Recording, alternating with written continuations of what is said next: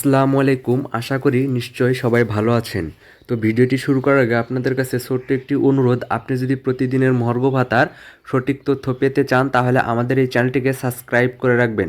আমাদের এই চ্যানেলে আমরা নিত্য নতুন মহার্ঘ ভাতার সঠিক তথ্য তুলে ধরার চেষ্টা করি। তো কথা না বাড়িয়ে মূল আলোচনায় যাওয়া যাক।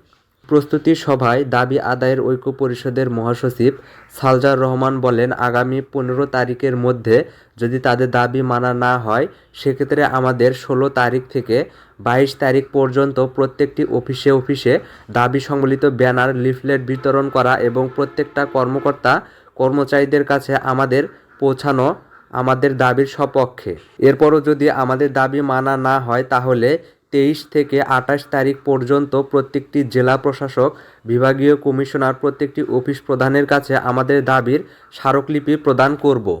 এরপরও যদি সরকার আমাদের দাবি না দেন তাহলে আগামী 1 মার্চ থেকে সংবাদ সম্মেলনের মাধ্যমে কর্মবিরতি প্রোগ্রাম করব আমরা।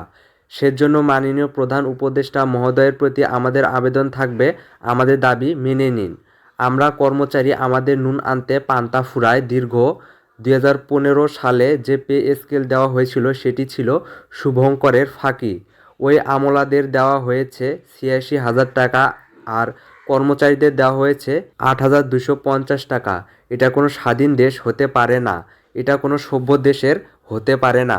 তিনি আরও বলেন, ওই আমলাদেরও 6 সদস্য বিশিষ্ট, আমাদেরও 6 সদস্য বিশিষ্ট। অতএব আমরা চাই কমপক্ষে 1:5, অর্থাৎ আমলাদের যদি দেওয়া হয় 1 লক্ষ টাকা তাহলে কর্মচারীদেরও দিতে হবে সর্বনিম্ন 20,000 টাকা।